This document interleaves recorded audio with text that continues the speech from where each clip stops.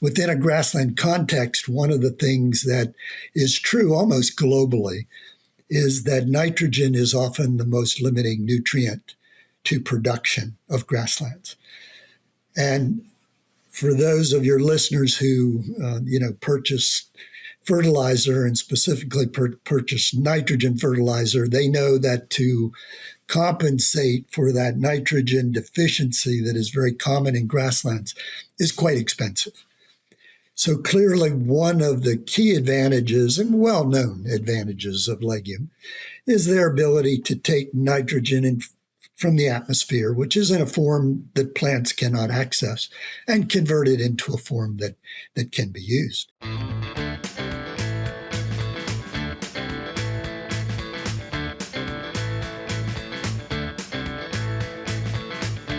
Welcome to the Crop Science Podcast Show by Wisenetics. I'm your host, Leo Bastos, Assistant Professor of Integrative Precision Agriculture at the University of Georgia. Today, we welcome our guest, Dr. Lynn Sollenberger. He is a Distinguished Professor Emeritus of Agronomy from the University of Florida. He retired in July of 2025 and remains active in a volunteer role. Lynn, welcome to the Crop Science Podcast Show. I'm happy to have you here with us today. Really excited about the conversation we're about to have. And before we dive into that, I want to ask you if you can share with us a little bit about your background and your path. Thank you very much, Leo. It's a privilege to be with you today, and I look forward to our conversation. So I am a native of the mid-Atlantic region of the United States. Pennsylvania is where I grew up. It was the fourth generation of Sollenbergers on a family dairy farm in south central Pennsylvania. And the origins of that farm dates back to my great-grandfather, who built the house that I grew up in and the barn that still sits on that property in the early 1880s. So my roots are firmly and deeply planted in agriculture, initially from a production standpoint, and then, of course, later academic and research standpoint. I did an undergraduate degree in biology, and then I went to Penn State University, where I did a master's in agronomy, and it was at Penn State that I started working in the area of forage crops and grasslands. From Penn State, then I came actually to University of Florida and did my PhD here. And it was never necessarily part of the specific plan I had, but while I was here, the position that I have held during the course of my professional career became available, and for reasons unbeknownst to me, they hired me for that job.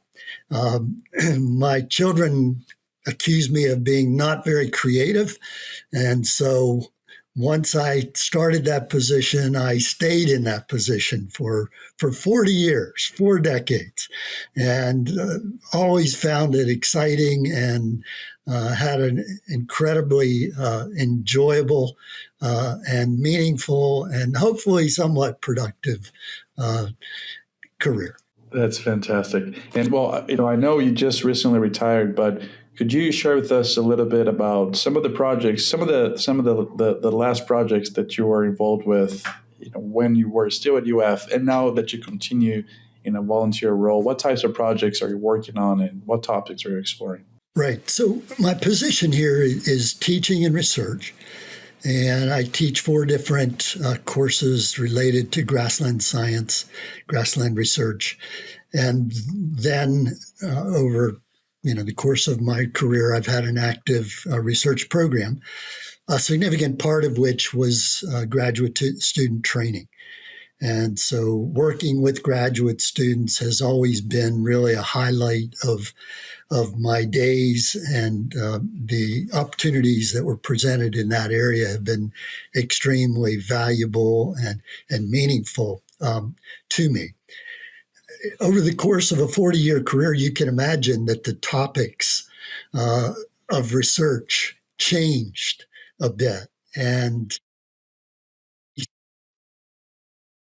some evaluation of new forage types that had not previously been used in Florida. And we actually continued that as an element of the research program throughout the time period that we were here. In Florida, most production systems are based on grasses with livestock production systems. And so a lot of the work that we did early on was with grass monocultures and grass-based. Over time, I became much more interested in legumes. And so we've done quite a bit of work looking at integrating legumes into grasslands. We have also delved into the topic over the last 10 or 15 years of ecosystem services of grasslands. And so really over the last decade and a half or so, those themes of ecosystem services and the potential for utilization of legumes in grass-based systems. Fantastic. Thanks, Lynn. And so you mentioned here, a couple of different areas you've been working on in terms of integrating legumes and grasslands, and also you talked about ecosystem services. So I want to dive a little bit more into that. First off, can you explain to us what does ecosystem service mean, and why are they an important area of research? So perhaps providing some context is useful, specifically because the area of my research is with grasslands. And so it's important to understand the scale of grassland agriculture and grasslands in general as a type of ecosystem across the globe. Grasslands are the predominant, the largest ecosystem in terms of great. Occupy about 40% of the Earth's terrestrial ice-free surface. Now, that's an interesting number, but sometimes I have difficulty kind of conceptualizing what that looks like. And so if you think about the land area of the continental United States, the area of grassland is equivalent to 5 times that land area. So maybe that helps to just provide a picture of the scale of grasslands. So basically what that tells us is that anything that we do to those grassland systems is going to have a large carryover effect on Earth and the human population of Earth at large. So we're very interested in how we might then manage grasslands to provide ecosystem services. Now, getting to your specific question, the definition of ecosystem services is very simple. It's simply the collection of services or contributions that grasslands make to society. And you can apply ecosystem services to any kind of ecosystem or agro ecosystem, if you will. So one of the things that, you talked about the span of my career in these 4 decades. When I first started, we were very inclined to think about production responses, how much forage we could produce, how many pounds or kilograms of animal live weight we could produce on a given area of land. So what were the agricultural outputs of a grassland ecosystem? And that is indeed one of the ecosystem services provided by grasslands. In fact, they're called provisioning services. But over time, we became much more aware that the story is a lot larger than that. And you and your audience are probably aware that there are some issues that have been raised in terms of concerns regarding livestock production systems in terms of their impacts on the environment. And we sometimes refer to those as disservices potential negative impacts. But along with that, we have wanted to have a clearer understanding and to better quantify the services provided. And so just very quickly to summarize a few of those. So one of the things that grasslands do that many agroecosystems, cropping systems don't do is they provide year-round cover of soil. And as we think about sustainability, conservation, and so on, cover is hugely important. It deflects and reduces the intensity of raindrops so that more rain is incorporated into the soil. It helps minimize soil erosion and nutrient loss to water bodies. So, that above ground cover is really a critical feature that then contributes to delivery of higher quality soils, less soil sediment loss to water, so cleaner water. It also, in terms of the below ground context for grasslands, they have a very dense root system. We've done some work that showed that some of our grasslands actually have 2 to 4 times the amount of biomass below ground than they do above ground at a given point in time. Probably many in your audience are familiar with the U.S. Great Plains, and those soils are notoriously fertile with high levels of organic matter. Why? Because for long eras of time, they were grasslands. And all of that below ground biomass served to increase soil organic matter and contribute to those statistics for agricultural production. High organic matter, high water holding capacity, high nutrient holding capacity, and so on. So as we think about this idea of ecosystem services, it's not simply our traditional concept of forage for hay production or grazing. It's not simply livestock products in terms of meat or wool or whatever, but it's also these contributions that grasslands make to the environment at large. Perfect, fantastic. And so you were talking about these ecosystem services mostly from the grazing system component, more in relation to the plant aspect of that system, right? So now, once we bring animals and perhaps some of the negative aspects that people have in mind when they think of the disservices, perhaps is more related to the animal component than the plant component, I would imagine. So when we bring that animal component into that grazing system, which is an essential piece of that system, how does that play a role into these ecosystem services, or perhaps into the disservices as well? So if we kind of start from the bad news side, we're familiar with producing methane as a byproduct of fermentation. And that methane is a potent, and so that is often one of the disservices that is highlighted, associated with incorporating animals into the grassland context. To counter that a little bit, I would just add to what I said earlier about the kind of the nature of grasslands. And that is that a very high proportion, a very high percentage of grasslands occur in areas that are not well suited for other types of agriculture. And in fact, for other types of land use.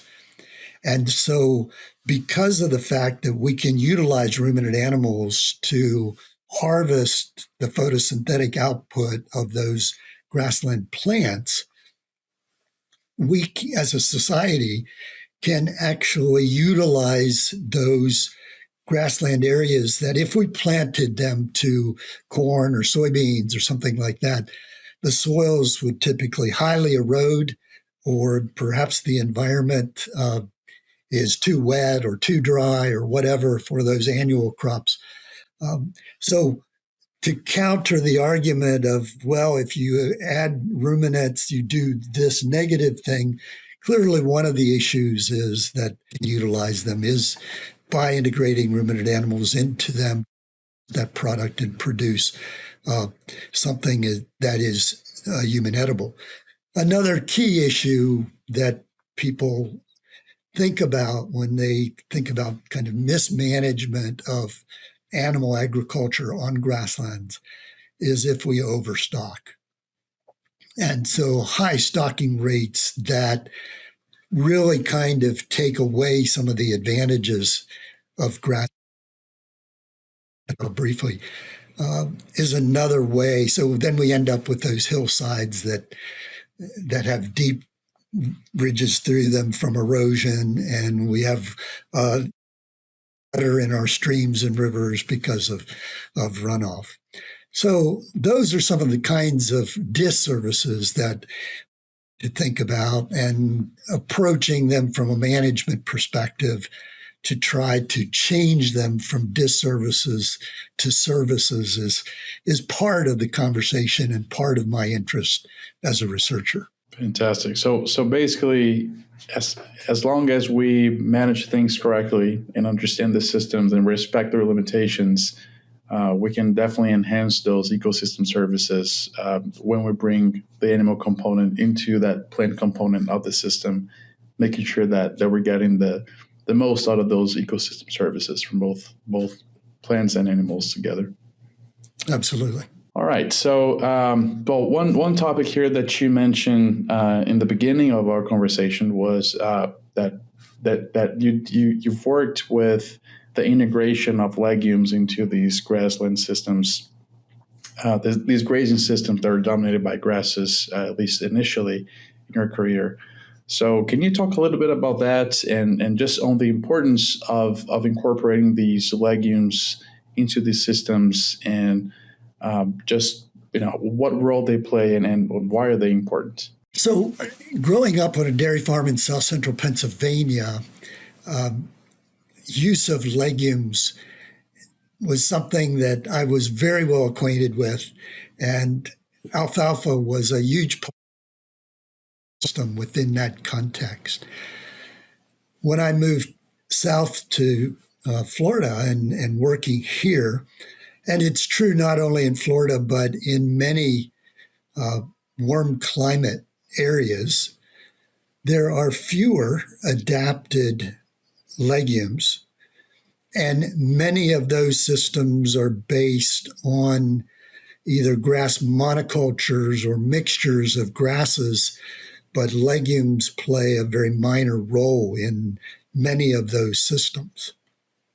And in fact, in Florida, that has been the case starting about in the 1940s when, quote, improved grasses or cultivated grasses were incorporated into our production systems and facilitated a change from a kind of native rangeland pasture context to a planted pasture context. It has strongly been based on grasses. Those grasses are wonderful plants, and they contribute hugely to animal nutrition as well as ecosystem services, but they do have some shortcomings. Within a grassland context, one of the things that is true almost globally is that nitrogen is often the most limiting nutrient to production of grasslands. And for those of your listeners who purchase fertilizer and specifically purchase nitrogen fertilizer, they know that to compensate for that nitrogen deficiency that is very common in grasslands is quite expensive. So clearly one of the key advantages and well-known advantages of legume is their ability to take nitrogen from the atmosphere, which is in a form that plants cannot access, and convert it into a form that can be used. that has a number of really important implications. One, legume growth then is not strictly limited by soil nitrogen because they can fix their own nitrogen.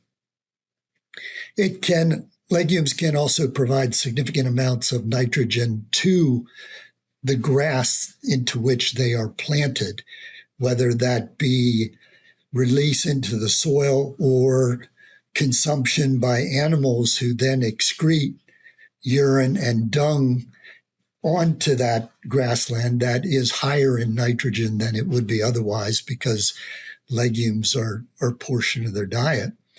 But also then legumes result in forage that is higher in crude protein, whether it be the legume itself or the associated grass.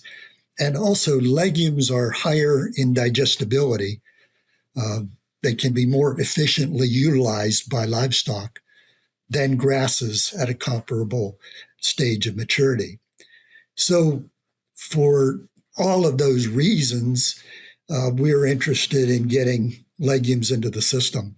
One other thing I might mention in that regard is that a general concept within grasslands and within agriculture at large is that increasing the number of species present increases diversity, but it also increases resilience of a system.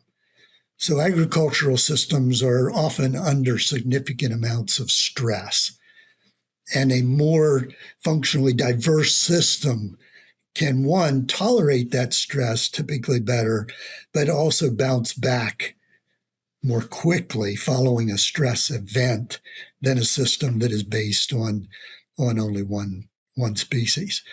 So adding legumes then effectively also is resilience to the system. One thing I would talk about then is one of the challenges that we've had in getting legumes into systems is that historically grasses that we use in planted pasture land originate in areas where they have been grazed by large herbivores for large periods of time. Think about the African savannas, for example. Not cattle necessarily, but large animal grazing. And a lot of the grasses, particularly the ones we use in warm climates, originated from Africa, some from South America. And the legumes, however, their points of origin were generally areas where they were less likely to be exposed to grazing by large herbivores. So grasses have adapted over time and developed mechanisms, growth habits, that make them more tolerant of grazing. Legumes, on the other hand, not so much. And so one of the challenges that we faced is trying to match the growth characteristics of the grass and the legume so that they can be as compatible as possible, so that we increase the likelihood of being able to establish, develop, and maintain then these long-term persistent grass legume mixtures. That's fantastic. Thanks for explaining that. I was actually, while you were explaining, I was thinking of this coming from perhaps a more row crop perspective, where growers use cover crops for different purposes, but one of the ways of cover cropping is to actually have mixes, right? And having at least two or more species of cover crop in the same mix. And something that we often see is that grasses, because they grow more aggressively compared to other species, will likely dominate that mix, even though you start off with a mixture, but in the end you may end up having most of that biomass coming from the grass species of the mixture. I was about to ask you about that. So I think you brought a very interesting point in terms of, both the relationship of the legume and the grass with animal grazing, so with that external stressor, but also this component of competition between the grass and the legume as well. even if you were to remove the effect of grazing from that relationship, right? So I think this was a really interesting point, and I guess perhaps a follow up on this would be, if you were to even just remove that grazing stressor from the equation, how do these different species with different aggressiveness and how fast they grow, what are some of the strategies that you have, that a farmer can have when they're trying to make sure that they bring a legume that is not going to be, outcompeted by the grass? I teach undergraduates, and one of the things I tell them is that, somewhat tongue in cheek, but in any situation where you have multiple biological entities within the same environment, things get more interesting. And for them, I ask them to think about time periods in their life when they were in relationship, and times when they were not, and which time period was more simple and which time period was more complex. And making the assumption that when they were in relationship, it was more complex, which has been my experience. So likewise, whenever someone is interested in formulating a mixture of grasses and legumes, it is going to make their life more complex. And just are not that interested in management. And in that case, just use the grass monoculture or a mixture of grass species, because it is going to take more attention to detail and more effort to maintain the legume with the grass. So you can think about that from a number of perspectives, but nutrient management is going to be a key piece to that equation. If you put a significant amount of nitrogen on, it's going to shift the balance of competition toward the grass and against the legume, because the legume is better suited to deal with a nitrogen deficiency, because it can produce its own. The whole grazing equation, in terms of the height to which you can graze those species in a mixture, you have to think about both or all of the components of the mixture as you think about how you're going to manage the grazing. And so then it does also become more complex. And one of the other features that we experience in warm climates is that most of our grasses, being of subtropical and tropical origin, are what we call C4 grasses. And if those in your audience are not familiar with a C4 grass, it simply has a different photosynthetic mechanism than temperate grasses and legumes, and they're called C3 plants. The C4 grasses as a group are typically capable of, at least in warm temperatures, outgrowing their temperate colleagues.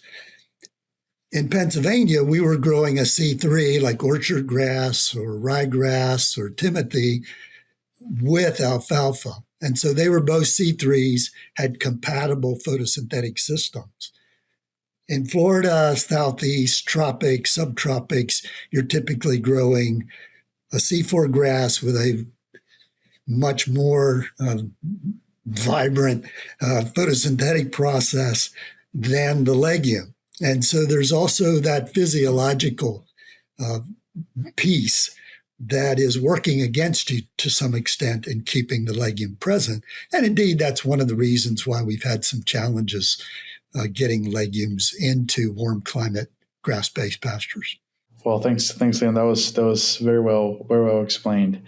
Well, we're getting towards the latter part of our episode, and before we go there, I just want to invite our audience, if you're enjoying this episode, make sure to like, follow, share this episode with anyone that you think can also benefit from this great conversation. It's time for our famous three. Wise Genetics turns podcast airtime into brand authority. We don't sell ads, we elevate voices. Curious how far your voice can go to become a reference in the industry and attract more leads? Scan the QR code and discover how we can turn your expertise into unmatched brand authority. Let's transform expertise into influence, starting now. All right, Lynn. So the last three questions that we ask every guest. So the first one of them is going to be, if you have any resource you could share with us that you found to be very useful during your career on the technical side of things. So a resource more related to your technical expertise that you'd like to share with us. For folks both in production and extension, and there's a book called Southern Forages. And this book has been around now for, I don't really know, probably 20, 25 years. The authors are renowned forage scientists in the southern U.S. And so if you're interested in a very non-technical description of technical themes, that's a great resource that my students, the county extension specialists I've worked with, and my fellow scientists have all found to be extremely useful. And it addresses a lot of the themes that we've talked about already. Perfect. And just to make sure I got it right, so the name of the book is Southern Forages. Is that right? That's correct. Perfect. Fantastic. Thanks, Lynn. All right. Our second question of the three is very similar. So a resource you may have to share with us, however, outside of your technical area of expertise. Right. And that one's harder for me because I tell people, so now that I've retired, I have time to read. I was a voracious reader when I was a kid. And when I became a scientist, I read all the time in terms of journal articles and students' essays, and but I had very little time to read outside of my discipline, or at least I seem to have. One of the things I did occasionally throughout my career was delve into some of the more social science literature. And there's someone her name is Brene Brown, and you may be aware of her. She's pretty famous. But I've listened to some of her stuff, when I'm driving, and, podcasts and audiobooks and so on. And she's been very useful in ways that I think about how I relate to my colleagues, to my family, and also and others. So, if you just Google her name, you'll find all kinds of resources. I would just point out one thing I learned. She talked about this phrase, N equals 1. N equals 1.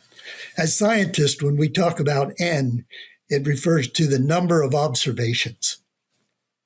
And the point she was making when she talked about N equals 1 is that every new farmer, extensionist, student, you name it, person on the street that we encounter is effectively a sample size of 1.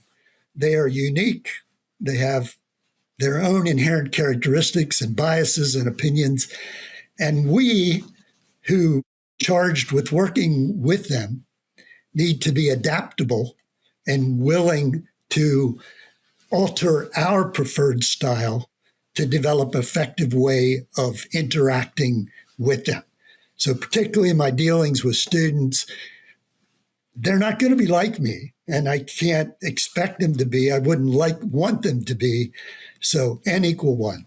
Nice. I love that concept. And I really like the fact that, as you said, it's something that as scientists, we're aware of what that N means in terms of just our data that we collect and that we make an inference upon it. But yeah, I have not heard of the concept applied to just being adaptable to other people as well. So that I really appreciate you sharing that. All right. So our last question here is, what have you observed to be the key skills or skill sets that successful professionals have? When I launch into this, you also have to remember that N equals 1. And in this case, it's just one person's ideas, right? I would start with saying that most successful people, I think, follow their passion. So I would encourage people to, and I talk to my students about this all the time, find out what you're passionate about. What is your reason for getting out of bed in the morning? If it's cold and rainy, how can you get out of bed still with a smile on your face because you're going to jump into the middle of an ocean of your passion today? And so that's been a secret, I think, of mine, that I at least think that I'm passionate about my teaching, my research, my interaction with undergraduates and graduates, and my extension talks and so on. So I think it all starts there. From there, then it becomes a bit more maybe individualistic. And so what I've found is that the most successful people doing what I do have characteristics of creativity. So they think outside the box. They think of solutions that other people might like. And then they also have the self-confidence and the discipline required to act on that creativity, to follow their gut, to follow their ideas to some logical conclusion. And the last thing I would say is, one person described me at some point as a relentless finisher. So some very creative people develop new ideas but get bored with them very quickly. I would say that if you're going to be successful, you need to be relentless in finishing what you've started. Fantastic. I appreciate all that. And well, I myself have some manuscripts here just waiting to get out of my desk. I'll apply that very soon here to my homework. We all do. Well, Lynn, this wraps up our episode. Thank you so much for being here with us today. I really appreciated our conversation, learning more about grazing systems, and especially, in this case, you're, learning from your story coming from Pennsylvania, going to Florida, and really developing this beautiful career. So thank you so much for sharing that with us. I really enjoyed having you here today. Thank you. It's been a lot of fun to have this conversation. I appreciate the opportunity.